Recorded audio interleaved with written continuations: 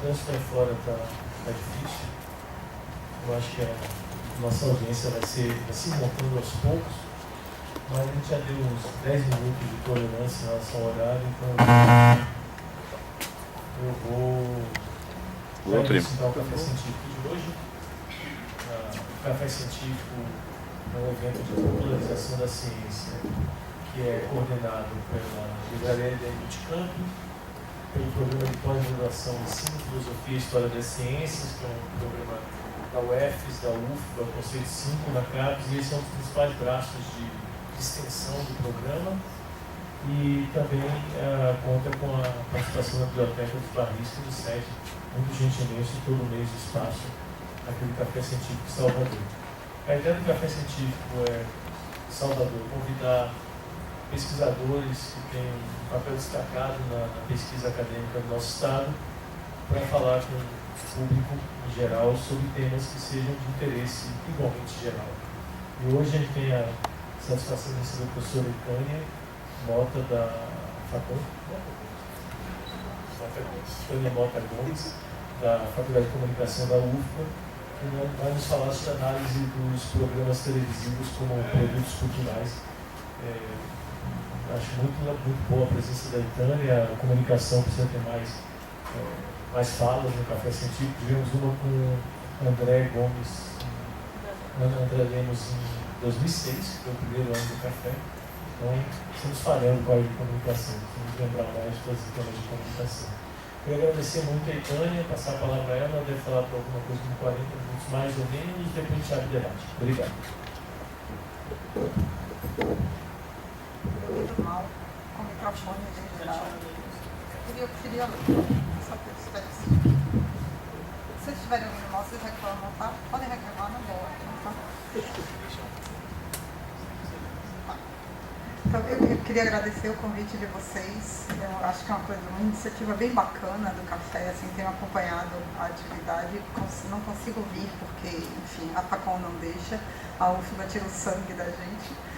Então, não preciso ser convidado para conseguir vir, né, de outro lugar e programar com muita antecedência, né, mas muito obrigada pelo convite.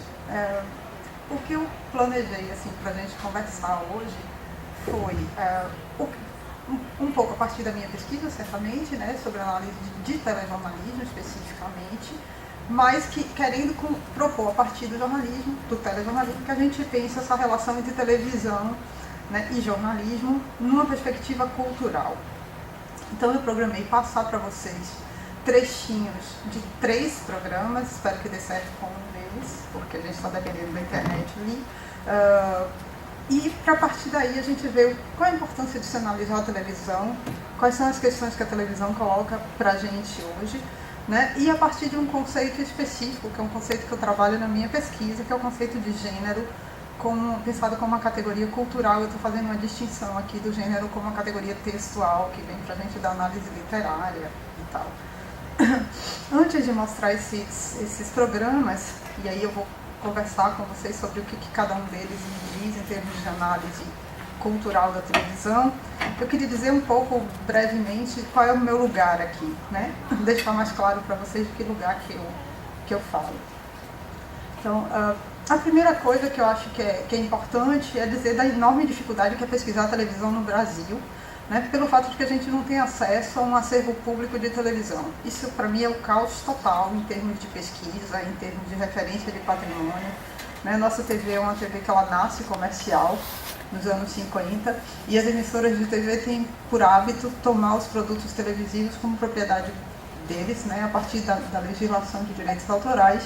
E a gente não tem nem na Biblioteca Nacional, nem na Cinemateca, né, um acervo em que a gente possa, se eu quiser assistir o Jornal Nacional, a primeira edição do Jornal Nacional, nada, certo? Nem a Globo tem, para começar, né, justificado num certo momento porque se gravava em cima dos filmes, né, por questão econômica, mas a partir do momento em que a gente deixou, que tem videotape que a gente pode guardar, a gente também não tem acesso porque a Globo entende que é propriedade dela.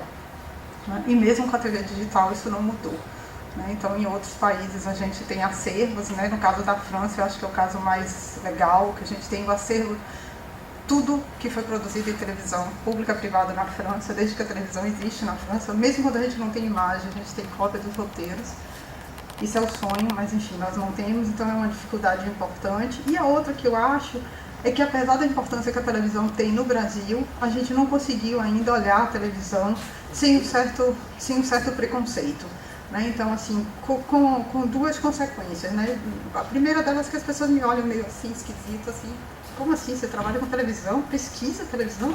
Alguém pode dedicar a vida a pesquisar televisão? Pesquisa não é coisa séria, a televisão não é. Como é que bota uma coisa do lado da outra?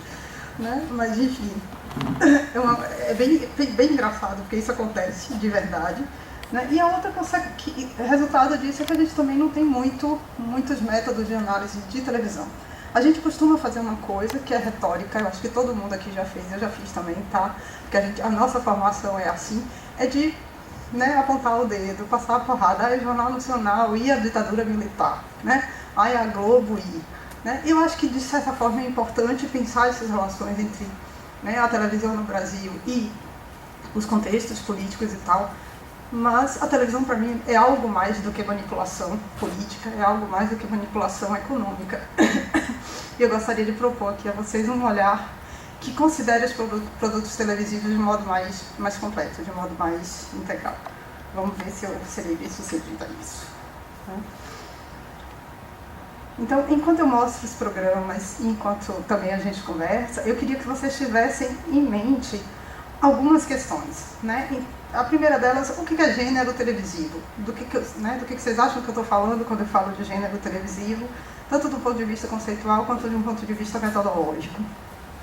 E pensando em gênero televisivo, né, ou gênero cultural, por que ele importa para a análise da cultura midiática? Então eu estou falando de cultura midiática aqui, eu vou falar de televisão, de telejornalismo, mas para mim vale para pensar o rock and roll, ok? Como gênero musical nesse caso, né? Ou para pensar o cinema de terror, certo? Como gênero cinematográfico. A outra coisa é qual é a importância de analisar a televisão e como é que esse conceito de gênero pode ajudar a gente nisso. Parece meio óbvio, certo? Quando eu digo a vocês assim, para analisar a televisão, telejornalismo, eu tenho que considerar aspectos que são da televisão e aspectos que são do jornalismo. É meio óbvio, né? Porque assim, até bom, né, sabe, né, que a televisão, o telejornalismo é resultado, né, de lidar com a notícia factual e tal, e com a linguagem da televisão. Mas às vezes, na hora que a gente vai analisar a televisão, a gente coloca ênfase em um canto ou coloca ênfase no outro, né? E esquece que o telejornalismo é um modo de você articular valores do jornalismo, interesse público, esfera pública, atualidade, o que quer que seja, com os modos concretos de se fazer isso usando a linguagem, que é a linguagem propriamente televisiva. Né? E o que eu queria é que a gente pudesse então pensar essa relação jornalismo e televisão a partir de aspectos que são históricos, sociais, ideológicos e culturais. Como é que certos programas articulam tudo isso. E os valores ideológicos, para mim, são importantes, embora não sejam os únicos importantes. Acho que a televisão, o telejornalismo é uma forma cultural, certo? É isso que eu estou chamando de gênero, é uma forma cultural específica de lidar com a notícia na televisão. Né? E obedece, portanto, a formatos e regras que são próprios tanto do campo jornalístico, mas em negociação com o televisivo. O que eu estou chamando de gênero aqui, se vocês quiserem só para precisar, pode aparecer num certo sentido como essa diferença entre o telejornalismo, a ficção televisiva, né, as peças publicitárias. A gente teria aí 3 macrogêneros. E se eu falo no telejornalismo, a gente poderia ter uma subdivisão que seria o que é um telejornal, o que é um programa de entrevista, o que é um programa de jornalismo esportivo, que seriam aí subgêneros, né, dentro do jornalismo televisivo. Então, o gênero pensado assim, ele é para mim, né, esse resultado dessa negociação entre uma linguagem televisiva e valores jornalísticos, mas ele é também um produto cultural, no sentido de que ele participa do processo de produção de sentido. A gente entende o Brasil, né, muito a partir do Jornal Nacional, por exemplo. Né, como é que o Jornal Nacional nos permite participar de um processo que entende, por exemplo, a identidade brasileira. Só que gênero, quando eu digo que eu estou falando do gênero numa perspectiva cultural, eu queria chamar vocês a pensar o gênero não como classificação, Não, por exemplo, olhar a grade televisiva e dizer, a gente tem 4 telejornais na Globo, né? O Bom Dia Brasil, isso aqui. A gente tem tais e tais programas de entrevista.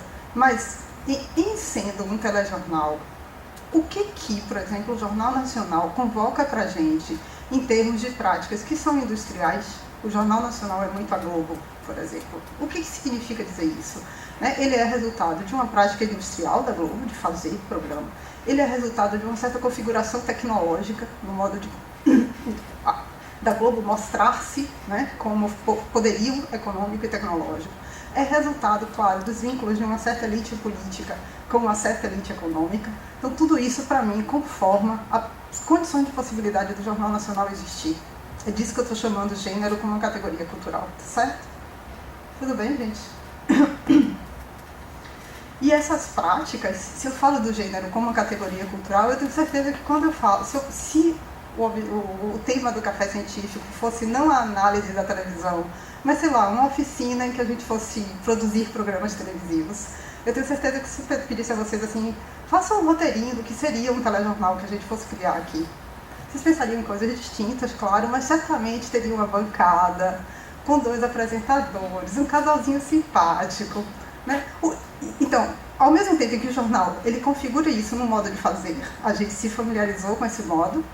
Telejornal tem que ter bancada? Não tem, né? Tanto não tem que a gente tem outros que não, mas o Jornal Nacional não consegue sair do formatão ainda, né? Quanto tem 2 apresentadores agora simpatiquinhos. Alguém faz ideia do que era o Cid Moreira e o Hilton Gomes? Simpatiquinho, aquilo que não era, né? Então, isso aqui cria uma relação de que eu estou chamando de prática cultural, tá certo? Configura expectativas no momento de fazer um telejornal e configura expectativas da audiência em relação ao que é um telejornal. Eu vou então mostrar trechinhos dos programas, tá certo? Dizer um pouco o que eles convocam para mim na análise televisiva, para que a gente possa conversar depois. Thiago, você mostra para mim os trechinhos do Jornal Nacional?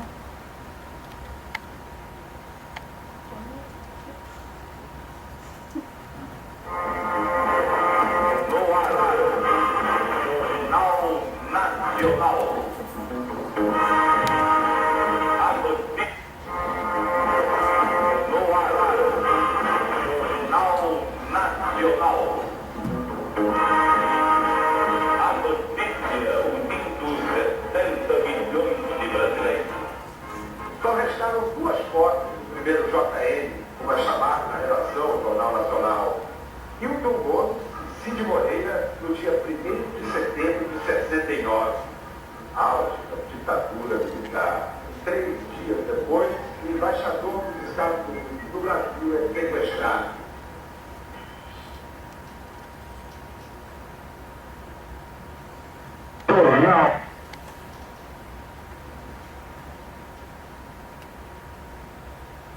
Nacional.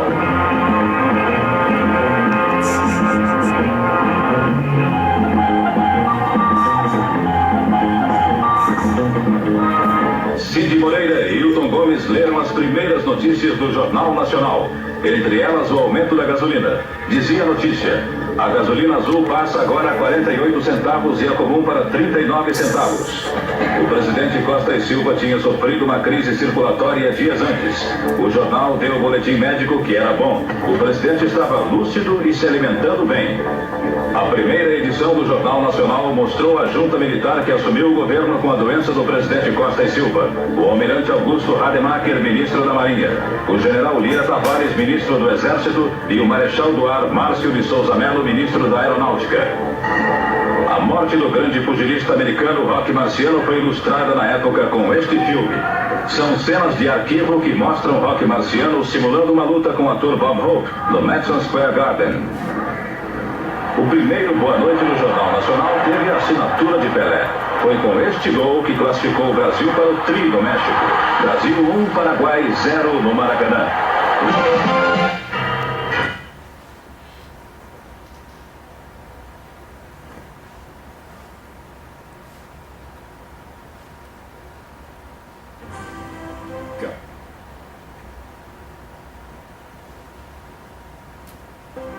Bradesco. Vantagens e benefícios lado a lado. Cartões Bradesco oferecem Jornal Nacional. Era uma vez um reino cercado de água por todos os lados. E dos olhares curiosos do mundo inteiro. 29 de abril de 2011, o príncipe William de Gales se casa com a ex-plebeia Kate Middleton. Agora Catherine, a duquesa de Cambridge. Nossos repórteres em Londres registram todos os detalhes da cerimônia tradicional que encantou o planeta. E que pode revitalizar o apoio popular à família real britânica. Brasil. O IBGE anuncia resultados do censo 2010. Quantos somos? Qual a nossa média de idade? Em que regiões vivemos em maior número? Estados Unidos. Tuscaloosa, Alabama. Tudo isso que você está vendo era uma casa que estava bem no caminho do tornado. No Vaticano, o caixão de João Paulo II é retirado do túmulo para a beatificação. Na série especial de reportagens sobre o novo Código Florestal, pontos em que produtores e ambientalistas estão de acordo. Agora, no Jornal Nacional.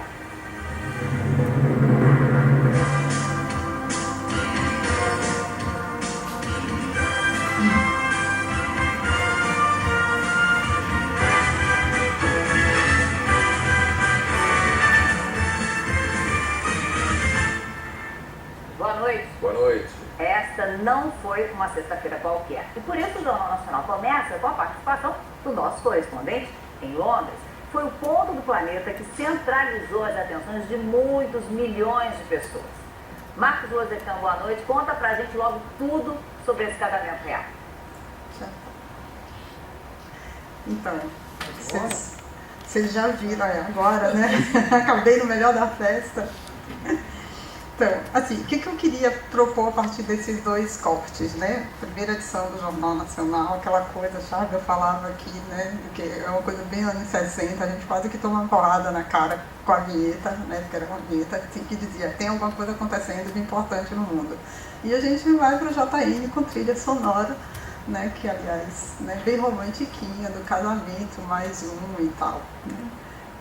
O que eu queria propor que vocês analisassem, porque agora eu acho que vocês têm mais familiaridade com o que está se passando agora, certamente o jornal está ainda mais informal e ainda mais próximo com Patrícia Poeta, né? Essa era a ideia. E eu estou pensando aqui em gênero, portanto, como a ideia de estabilidade em fluxo. Se a gente pensar o Jornal Nacional só dos anos 70, quem tem memória aqui na sala, né, desse período, por exemplo, o plantão JN, alguém lembra de quando acontecia? Né? A gente parava tudo porque sabia que alguma coisa de muito importante estava acontecendo. Era desgraça séria. Era desgraça séria. Né? Até hoje aquela vinheta para mim diz.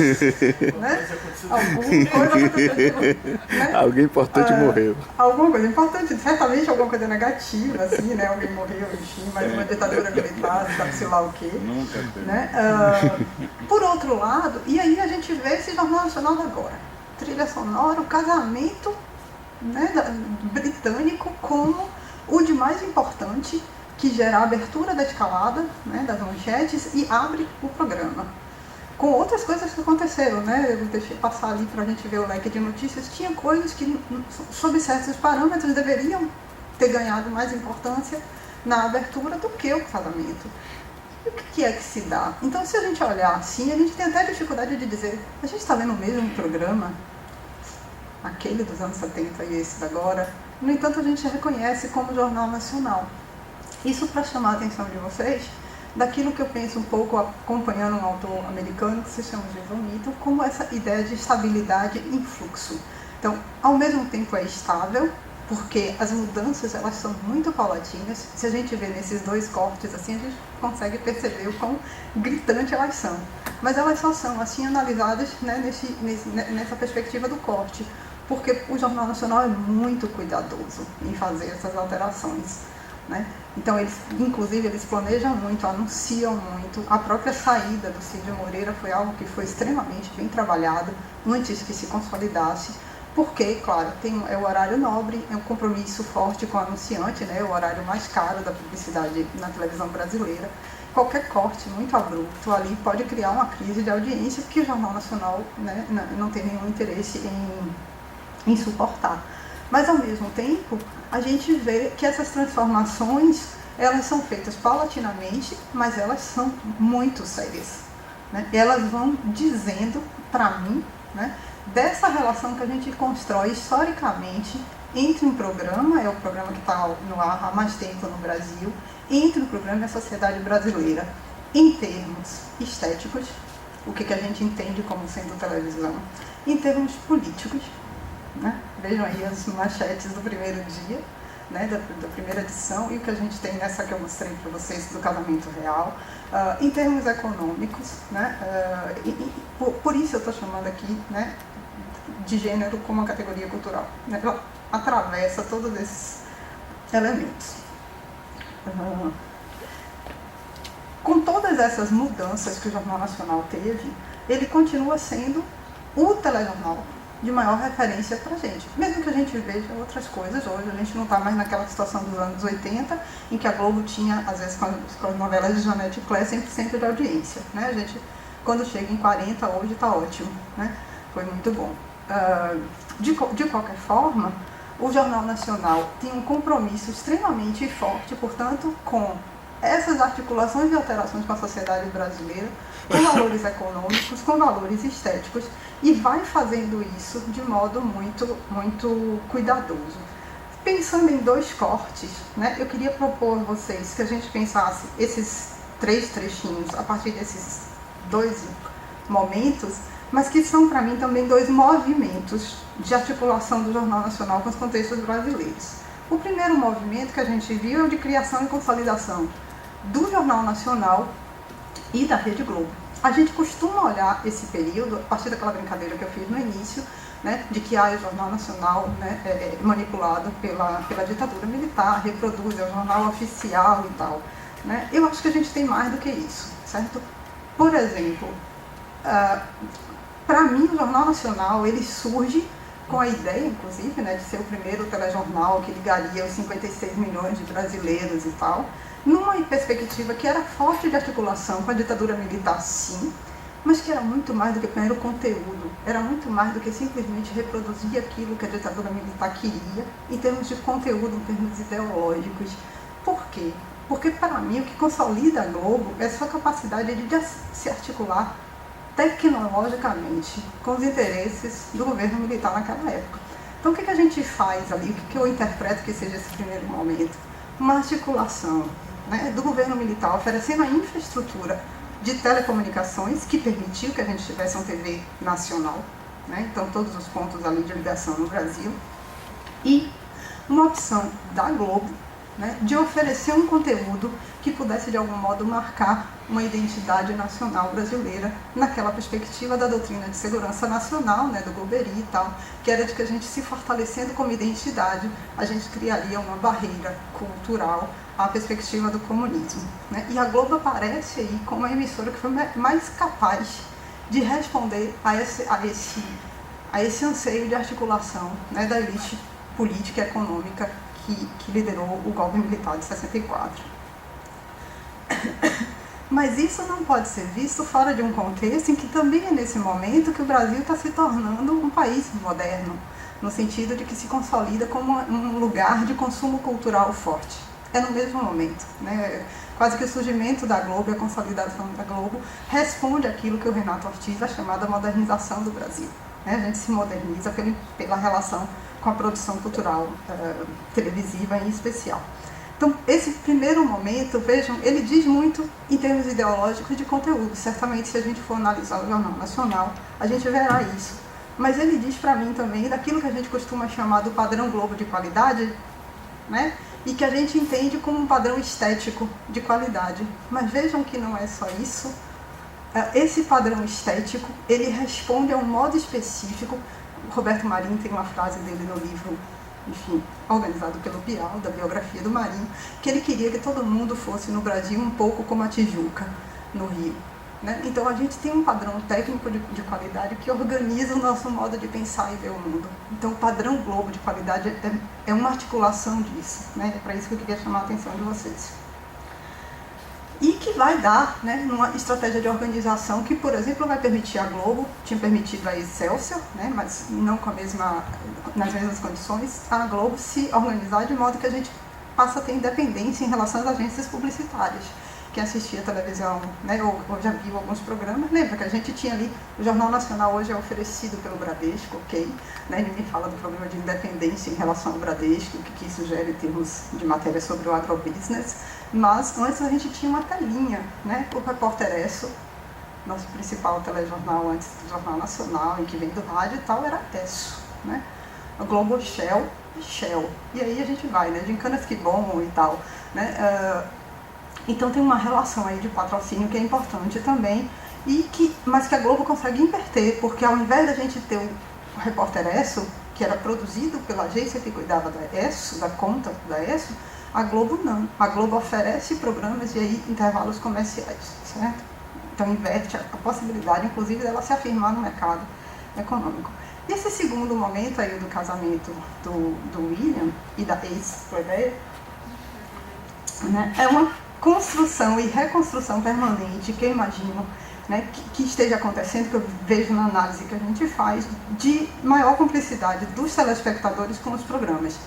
Isso, claro, né, não começou de uma hora para outra, né, por exemplo, tem um investimento da Globo desde os anos, desde 60, no início dos anos 60 já, né, de, por exemplo, parar toda a sua programação para ser solidária com as pessoas que sofreram as enchentes no Rio, né, a própria mudança que levou o Bonner e Fátima, né, primeiro era a Lilian Medfilli, né, mas a saída do Cid Moreira foi um momento ali em que a gente, né, tirou aquele lugar só da mera apresentação, né, e passamos a ter os apresentadores que são também jornalistas, o que implicou uma mudança editorial importante. Então essas coisas não se dão de um dia para o outro, mas para mim dos anos 2000 para cá, a gente tem uma relação que é explicitamente de criar informalidade, proximidade, às vezes inclusive intimidade, dos apresentadores e jornalistas do Jornal Nacional, né?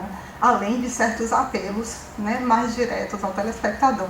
Você vai encontrar aqui, veja agora, é um modo de convocar a gente a participar, que no período inicial do programa não existe. Além de possibilidade de sugestão de pauta, né, que a gente pode fazer pelo site, sem nem pensar, né, no período da ditadura militar, imagina se Primo ia sugerir pauta para o Jornal Nacional, sem chance, né?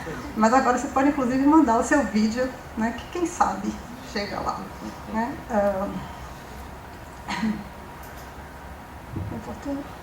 Vou para o segundo programinha agora, para dar uma aliviada da tensão do plantão JN.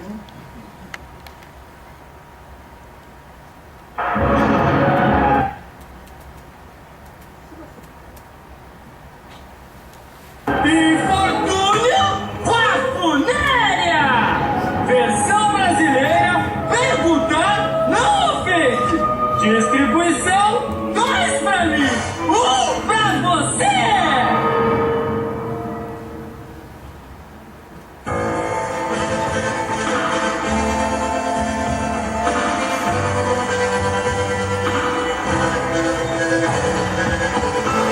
Funéria, meu amor. Que é? Meu amor, Sai pra lá. meu amor. Que é isso?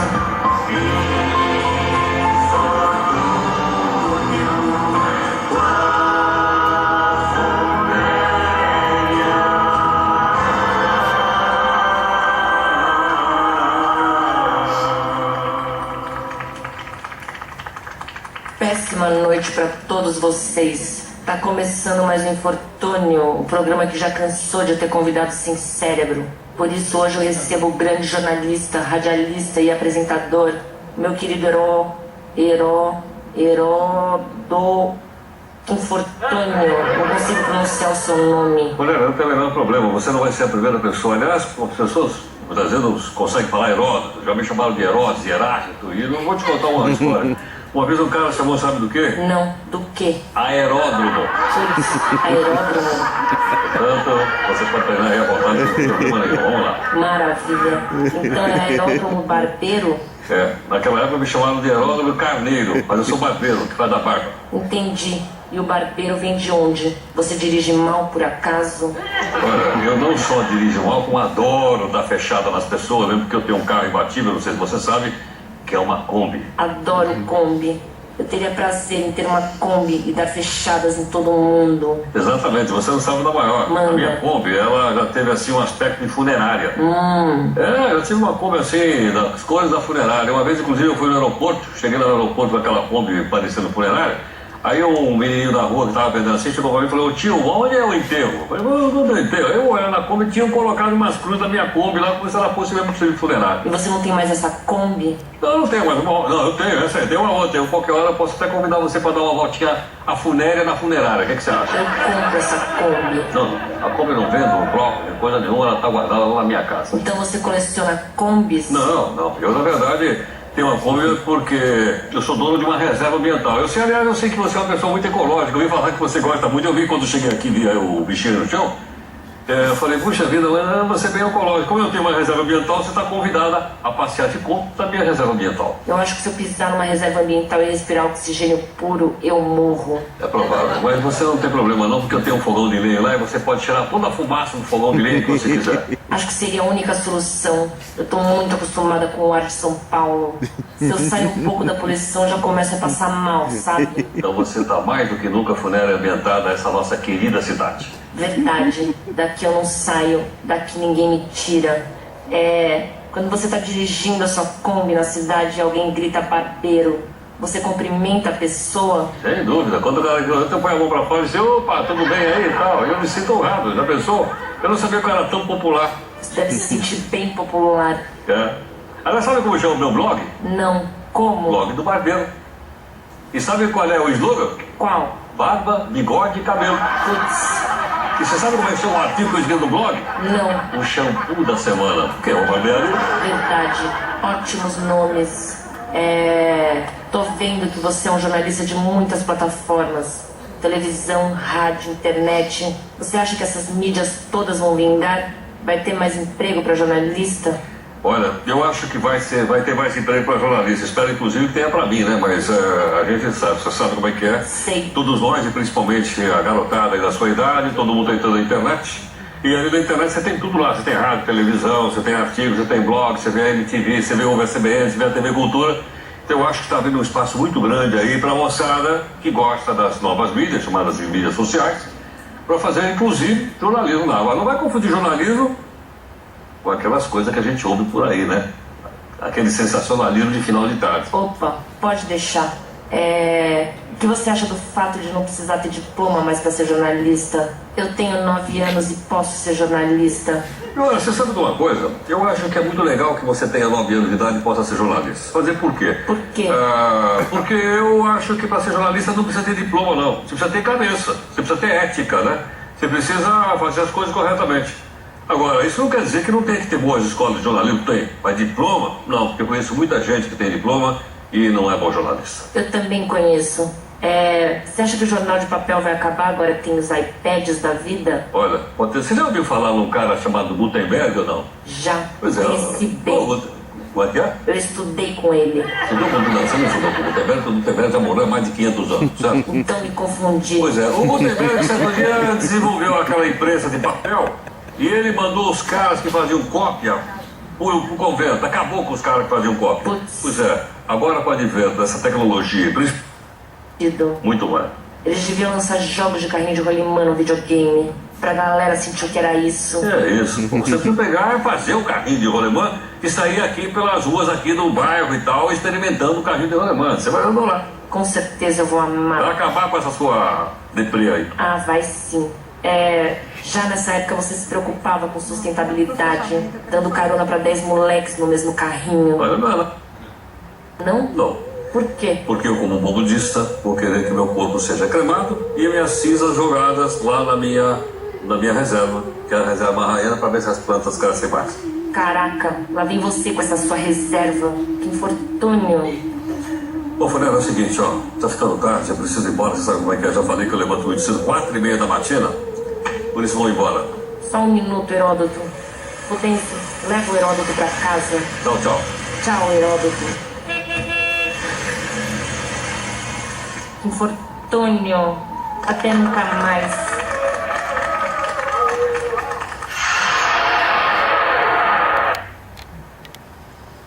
Mais apropriado apropriado para um café, né, do que o Jornal Nacional. Então, o Infortúnio com a Funéria, né, ele foi lá como parte do Fudêncio, né, e seus amigos, um programa da MTV, né, que é recomendado para maiores de 14 anos, né, e a Funéria é essa personagem linda, maravilhosa, pós-gótica, despreza escolas, colegas, os pais, os seres humanos, o país, as reservas florestais, os projetos de sustentabilidade, né, tudo, mas virou um programa independente, fez tanto sucesso que saiu, né, do Fudêncio e virou o Infortúnio com a Funéria, ganhando horário próprio ali na grade da MTV. O que vocês diriam que é esse programa, se vocês pensarem em gênero? O que foi que vocês viram? Um talk show?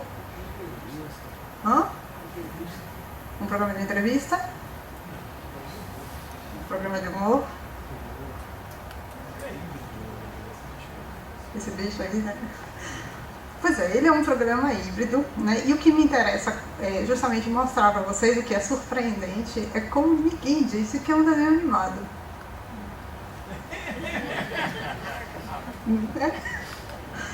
Por que será?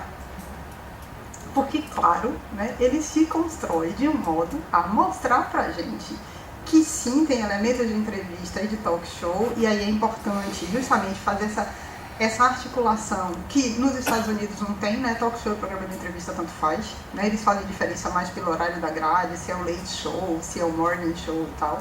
Mas pra gente tem, né, numa tradição histórica construída na televisão brasileira, em que talk show tem música, tem bandinha, tem não sei o quê, e programa de entrevista se aproxima mais do jornalismo, portanto dialoga mais com valores jornalísticos de noticiabilidade. Mas para além dessa articulação, né, e claro, né, a gente vê aqui que aparece tudo que tem que ter num talk show, né? Tem a caneca, tem o papel na mão, né? Ela tá ali, né, para além do mau humor. É um programa que ele é centrado na funéria. Como o Jô é no Jô, como o Gordo é no Gordo, né? O Vivo Gordo era do Gordo, como gente, o outro do Marília Gabriela, né? Cara a cara e tal, é Marília Gabriela, mas eu tava pensando no outro, no João Gordo. Né, também, né, é muito centrado no personagem que entrevista, né, com suas caras e bocas e humores e modos de fazer. E então tem por um lado essa articulação talk show, programa de entrevista, negociando aí elementos que são do humor, do entretenimento, com elementos que são do jornalismo, mas que, se vocês, né, observarem, eu gosto muito dessa entrevista do Heródoto, mas tem várias outras que são bacanas também, e que tem elementos ali que a gente poderia dizer que constrói notícia, né? Então ele vai falar dos projetos de sustentabilidade, ele vai falar de um debate que na época estava muito em voga e agora voltou de novo, que é a questão do diploma para o jornalismo, aquele finalzinho lá, né, que ele vai falar dos carrinhos de rolimã, né, que é porque eu cortei por causa do tempo aqui da gente. Ele está falando de como ele teve uma infância pobre e a questão da superação e, para além desse compromisso dele com a pobreza e tal. Então, temas que a gente poderia dizer que são temas que poderiam pautar uma entrevista jornalística, né? Para além disso, né, tem um outro aspecto que me interessa muito e que justamente, né, eu fiz essa pegadinha com vocês, que é a linguagem do desenho animado. Por que pra gente não faz diferença o fato de que é desenho animado? Vocês não se surpreendem, né? Por quê? Isso pra mim é uma questão de gênero, tá certo, gente? Como categoria cultural. Por quê? Pra mim o Funéria não poderia existir se a gente não tivesse uma história de programas televisivos que sim já fazem desenho animado para adulto, que sim entrevistam, que sim mesclam atores reais, né, vamos dizer, atores reais, nos programas da Disney, por exemplo, Fred Astaire lá, né, e mesmo programas que são, alguém lembra do Space Ghost, Coast to Coast, que era um programa de desenho animado de entrevista e tal, só que ali as entrevistas, as perguntas são de inocência, né, as respostas vão para outro canto, diferentemente do Funéria. Então isso é um elemento para mim que é da linguagem televisiva e que marca nossas expectativas de gênero. Pra gente hoje, ok, bacana que a gente tenha um programa de entrevista em desenho animado, não é motivo pra gente se sobressaltar. Por outro lado, quando eles constroem isso, eles constroem de um modo, em termos de linguagem televisiva, quase quadradinho. Tem alguém aqui que assiste muito MTV? Assistia, né? Quando era bom. Quando era bom. Quando tinha isso. Quando tinha isso. Né? Mas assim, a linguagem da MTV é reconhecida, mesmo por quem não assiste muito, pela linguagem do videoclipe. Certo? Então nada de enquadramento plano americano, close plano americano, contraplano, né? A linguagem do videoclipe, alguém lembra aqui de Thriller, né? E por aí vai. Por que esse programa é tão quadradinho? A impressão que eu tenho é que ele é mais quadrado em termos de linguagem audiovisual do que o próprio Jornal Nacional, que tem aquela câmera na grua ali que passeia pela redação, pelo menos na abertura, e a gente vê. Aqui não, tá aqui, ó. O enquadramento de câmera é esse. Pega o Heródoto, pega ela. Por que será? A minha hipótese de gênero é que não dá para quebrar com todas as expectativas de vez. Então a gente já tem um programa de entrevista em desenho animado. Se a gente usar a linguagem do videoclipe, colocar as câmeras assim, que a gente vai ver daqui a pouco no CQC, né? A gente quebra demais com expectativas. E isso que para vocês apareceu como coisa natural, é um programa de entrevista ou é um talk show, talvez não acontecesse. Então é um modo da televisão sabiamente lidar com expectativas da produção do programa, ao mesmo tempo que reconhece expectativas que são expectativas da audiência. Outro aspecto importante para mim, é isso que o Charvel diz, assim, eu via a MTV quando ela era bacana, né? Isso de algum modo me diz assim, esse programa, ele só pode ser na MTV. Eu não consigo imaginar o Infortúnio com a Funéria na Globo. Nem na Record. Nem a Globo consegue imaginar. Né? Nem na Record. Nem na Band. Porque o que tem um Infortúnio com a Funéria que é tão caracteristicamente MTV? Certo? Então tem inovação na linguagem, por mais quadradinho que seja, né? Mas tem inovação na linguagem, é um programa de entrevista, talk show. Eu estou achando que é um programa de entrevista animado, tá? Eu prefiro chamar assim. Mas ele é totalmente MTV. Se vocês prestarem atenção, ele tem atrás uma trilha sonora gótica. Vocês lembram que tem aquela coisa de zumbido, de monstro e tal, quando vai finalizando o programa ali e tal. Uma relação muito, como é que eu posso, profunda e íntima com esse universo da cultura pop e rock, que é o universo da linguagem da MTV. E um vínculo forte com cultura juvenil, com irreverência, com rebeldia e tal, que constrói muito fortemente esse lugar da Funéria, né, do programa do Infortúnio com a Funéria. Claro, numa TV de nicho, né, não é um programa para o horário nobre da TV aberta e tal, né, embora a MTV seja aberta, mas enfim, como um programa de nicho.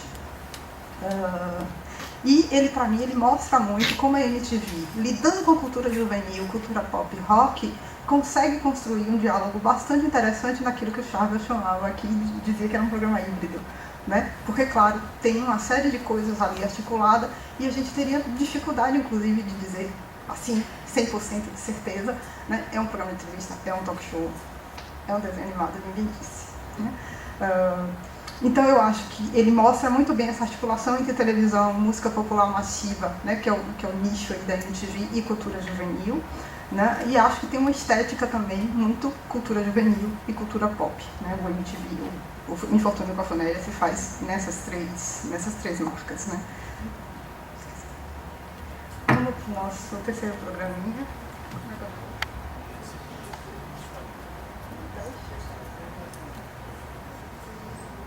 Pessoas que bebem e dirigem. A campanha quer endurecer a lei para as pessoas que bebem e dirigem, tá certo? Há um ano essa matéria foi ao ar e o que vocês vão ver agora é impressionante. Vocês vão ver o que acontece com pessoas que beberam, dirigiram, mataram pessoas e como será que ela está agora? Será que a lei cuidou dela? Será que ela continua dirigindo? Né? Será que ela continua colocando em risco as pessoas? Preparem-se, vocês vão ver agora uma matéria que está à disposição da Justiça, porque este material trata-se de matéria jornalística de interesse público. Olha isso.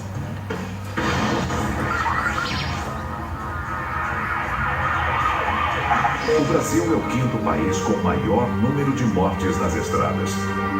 Em 2012, o CQC falou muito sobre os riscos de beber e dirigir e pediu penas mais duras para quem faz essa besteira.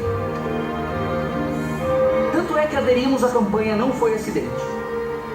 Até a próxima segunda-feira, mais de 700 pessoas morrerão no trânsito. Agora, esqueça os números e pense em pessoas. Os números são assustadores. Você já imaginou quantas pessoas são afetadas com uma única morte? Nesta manhã, João deveria estar trabalhando. Na hora do almoço, estaria com seus pais. Nessa tarde, iria escolher um apartamento com sua esposa. Depois, juntos, pegariam o filho na escola. Mais tarde, jogaria bola com seus amigos. Este é um filme que se repete para mais de 40 mil famílias que perdem um parente todos os anos. É o seguinte, são 6h27 da manhã, a gente está aqui na frente do prédio, onde mora uma mulher. Você pode estar se perguntando, mas por que vocês estão seguindo essa mulher?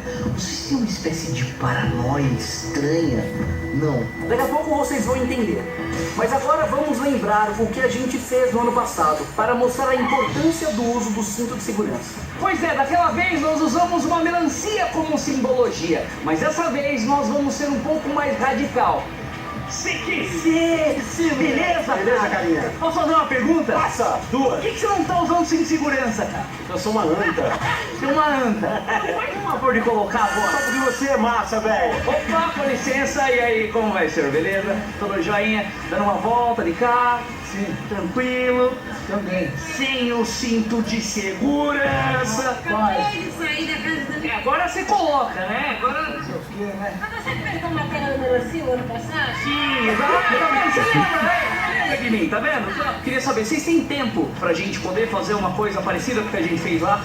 Podemos. Aê, que beleza, olha só. Ela viu a matéria, mas pelo jeito não guardou, né? Vamos ver se dessa vez agora ela guarda.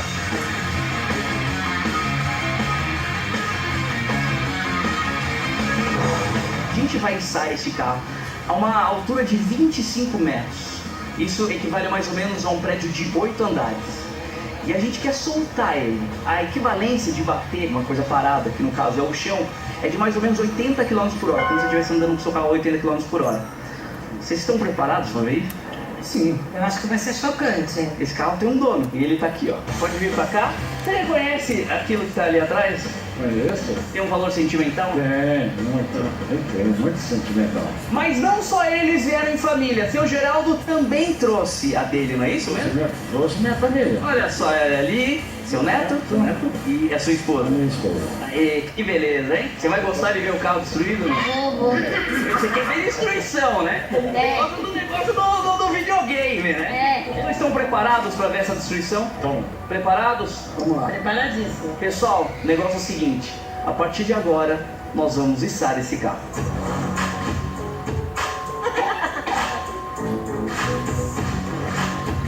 Pois então, o carro já está içado, nós vamos ficar protegidos aqui por esta tela para não voar nenhum pedaço deste carro, porque a coisa vai ficar feia e nós estamos aqui todos aguardando ansiosamente para ver a destruição deste carro, que na verdade tem um significado muito sério, não é mesmo? Então vamos lá, o meu sinal, vamos soltar este carrinho. 3, 2, 1, foi! Ah! Caraca! Nossa, mas nossa!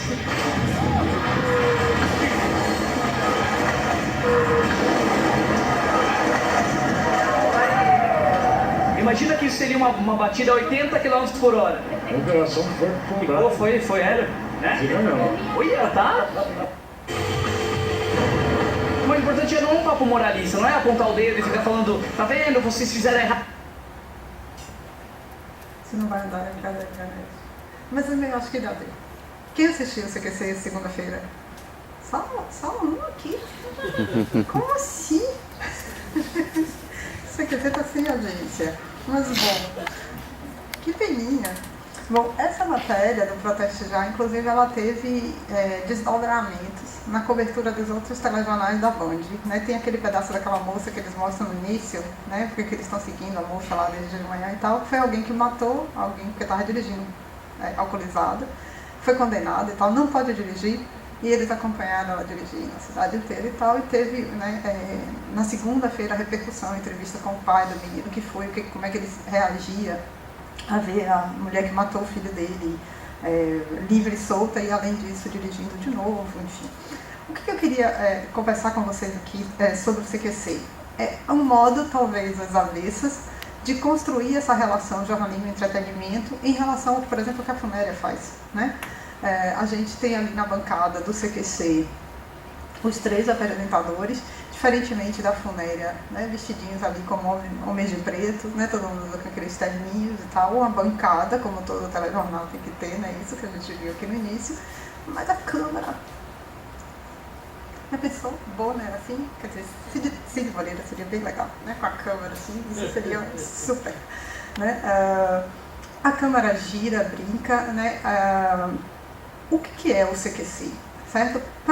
Para mim, pensando em termos de gênero, ele é muito importante para mostrar, não que só ele faça isso, mas acho que ele tem um modo bastante interessante de fazer isso, como uma distinção que marcava muito o nosso modo de nos relacionarmos com a televisão, já não está fazendo mais muito sentido. A gente costuma pensar o campo televisivo, o campo midiático até de modo geral, né, mas da televisão especificamente, como entretenimento de um lado, coisa séria do outro, informação do outro, jornalismo do outro. Me parece que essa separação, essa distinção já não organiza a nossa relação com a televisão. Né? Tanto porque, claro, se o Jornal Nacional não chegou ainda, né, a ponto de botar um desenho animado na bancada, né, um personagem de desenho animado na bancada, né, nem de ter a câmera filmando assim, né, por outro lado a gente viu, né, por exemplo, a trilha sonora. A trilha sonora é um recurso do entretenimento. Né? Não sei se alguém lembra de uma matéria do Caco sobre a investigação recontando os mortos da ditadura, né, que foi ao ar no Jornal Nacional como uma série e tal, e que ele inclusive consegue, né, fazer mais de um ano de investigação, o Caco Bacerra, né, que eu tô falando, mais de um ano de investigação, inclusive mostrar que um casal que aparentemente tinha sido vítima de um acidente de carro, na verdade foi assassinado pela ditadura, eles fazem a exumação do corpo e tal, e o Caco usa não só trilha sonora de suspense, quanto aquela filmagem Hitchcock, certo? Pegando os pés. Né? Quem é bom de cinema aí sabe que quando pega os pés vai morrer, né? Então, a gente sabe disso, certo? E a gente sabe disso por uma cultura televisiva, cinematográfica, midiática. E claro, os programas usam isso porque sabem que na hora que eles fizerem a filmagem do pé ali acompanhando, a gente vai criar uma sensação mais ou menos como a do plantão do Jornal Nacional. Opa, vem assassinato aí, né? E o CQC me parece, portanto, que faz esse embaralhamento de fronteiras, certo? Entre informação e entretenimento de modo muito bacana, porque eles conseguem, tanto porque tem quadros, mas o Fantástico também tem, quadros que são de humor, quadros que são de jornalismo, investigação dura e tal, quanto no CQC, propriamente matérias. Esse quadro Proteste Já é um pouco especial, né? Porque ao mesmo tempo em que eles estão fazendo jornalismo de denúncia, jornalismo investigativo, aquilo que no jornalismo a gente mais valoriza, que é o jornalismo investigativo, né? O que dá nobreza a todo o lugar do repórter, né? Construído como uma figura importante na relação com a sociedade. Esse quadro Proteste Já faz isso, mas faz isso ao mesmo tempo em que dá um põe, né? E aparece lá o grafismo, né, bota o nariz de palhaço, faz tanto tem um grafismo quanto tem um recurso sonoro, né, de humor, né, e que a gente diz assim, do que se trata aqui? Recursos de utilização de personagem, né, de reconstrução de cenas e tal. Então tem várias referências intertextuais que a gente reconhece, né, uma série de referências à cultura pop, né, os homens de preto e por aí vai, né, não sei se vocês lembram a abertura do Proteste Já, antes era o sinal do Batman, né? Tem uma mosca, que é o símbolo do programa. O que é uma mosca, hein, fãs de Raul Seixas? Né? Estou aqui para incomodar, é um repórter que vai bisbilhotar tudo e ir atrás da notícia. Né? A relação com o cão de guarda, furo, interesse público, responsabilidade social, tudo que a gente aprende ou ensina na escola que o jornalismo deve ter, né? E tem o TAS, né? Que, claro, eu acho que no Brasil o CQC, porque ele é um programa que existe em quase 15 países, e o TAS, claro, me parece que assegura aí esse lugar do jornalista, ou pelo menos no primeiro momento do programa em 2008, certamente era assim, porque o TAS tem uma história no jornalismo, né? E uma história que, veja, já cruzando o jornalismo com entretenimento. Não sei se alguém que lembra do Ernesto Varela, né, que era um repórter, personagem do TAS, que perguntou ao Paulo Maluf, o senhor é ladrão, no final das contas não é ladrão, né? Enfim, diga aí. O programa se afirma como jornalismo, né? Na abertura dele, ele diz lá o seu resumo semanal de notícias, né? Então, disputa acesso, inclusive, à cobertura do Congresso Nacional e tal, sem abrir mão de fazer entretenimento e de fazer humor. E eu acho que o CQC é tão bom quanto mais eles são competentes no humor de improviso, né? A capacidade que eles têm de reagir ali a certas entrevistas. Na mesma edição de segunda-feira tem sobre o Papa, né? E tem uma entrevista maravilhosa lá com o padre, que só funciona porque o cara é muito bom no improviso, né? Se um jornalista normalzinho que aprenda ali responsabilidade social, não sei o que, não vai fazer, né? Tem que ser alguém que trabalhe muito bem com o humor. Então, juntando esses três programas e né, um pouco essa análise apressadíssima, né, que é resultado, tá certo, de um trabalho mais longo da gente de pesquisa. Eu estou com 3 alunos aqui, Thiago, inclusive, que além do apoio braçal e técnico ali, foi um dos coautores de um texto que a gente fez sobre o CQC, né, Carol está no mestrado e estava concluindo a monografia. A gente tem um trabalho no grupo que, enfim, já tem 12 anos, de análise de telejornalismo. E eu escolhi esses 3 programas porque eu acho que eles sinalizam muito isso que é a minha preocupação de analisar televisão na relação com o jornalismo, hoje pensando o gênero, né? Então, o Jornal Nacional é esse que, né, tem essa duração no tempo que permite que a gente, mesmo não tendo acervo, não tendo acesso aos arquivos antigos do Jornal Nacional, a gente consegue, inclusive, pela nossa familiaridade de audiência com ele, ver como ele é isso que eu estou chamando aqui de estabilidade em fluxo, né? A gente reconhece o Jornal Nacional, mas quando a gente vê, assim, 2 cortes abruptos, a gente diz, opa, né? Outro programa que daria para fazer isso seria o Globo Repórter, né? Se alguém tem alguma memória aqui do que eram os documentários do Eduardo Coutinho e companhia nos anos 70, né? E o que é, enfim, vida animal, saúde, beleza, sexo na terceira idade, essa coisa, Sérgio Chapelain agora, a gente diz assim, a gente está vendo o mesmo programa, como assim, né? Mas, enfim, é isso que é a televisão, e eu acho que certamente, quer dizer, a gente tem a olhar com uma certa, me incomoda profundamente o Globo Repórter de hoje, não dá para assistir, né? Além do que esse Sérgio Chapelain ali já deu. Aqueles ali a gente vai lá para o Discovery, deu, né? Mas tem uma coisa que me diz, por exemplo, no Globo Repórter, que é que transformações são essas da sociedade brasileira que, de algum modo, fazem com que o Globo Repórter seja possível. Porque a questão para mim é mais do que o julgamento de valor sobre o programa, embora eu acho que tem que fazer sim, a questão para mim é por que o nosso telejornalismo, pensando aqui no nosso amigo comum João Freire, é cada vez mais um jornalismo de autoajuda, que tem que dar conselho, né, que diz a você vai ver hoje como é que você faz para ser feliz na terceira idade. Tenha sexo, onde na praia. A gente já sabe, mas enfim, o programa inteiro vai dizer pra gente que, enfim, a gente pode ser feliz, inclusive, né? Então, é esse vínculo, tá certo, gente, que me interessa a olhar para a televisão. Quer dizer, e que são vínculos, eu não sei se eu consegui ser competente para mostrar aqui, que esses vínculos, eles são os mais variados possíveis, tanto nesse sentido de que o Jornal Nacional pode ter trilha sonora, e que pra gente está tudo bem, coisa que não estaria nos anos 60, quanto o fato de que vocês não se surpreendem com a Funéria ser um desenho animado, vocês passaram batido pelo fato e foram para talk show e entrevista. Então, diz do modo como a gente se relaciona historicamente com a televisão. Se a gente não tivesse tido Simpsons, que inclusive vem antes do CQC agora, né?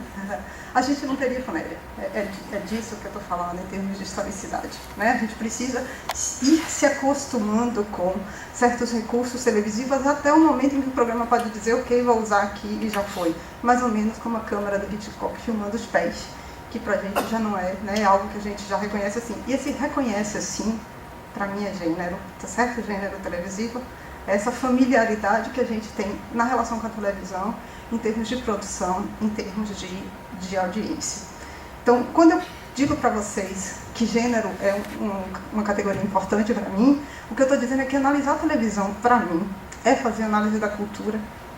Através da análise dos programas, eu consigo ver, por exemplo, como o Brasil se modifica, para que jovem ele fala, com que relações, por exemplo, público-privado a gente está lidando, o que é intimidade, o que é autoridade jornalística, com que valores jornalísticos a gente ainda opera e como esses valores se transformam. Não sei se eu fui tão competente em tentar mostrar isso para vocês, assim, mas obrigada, tá?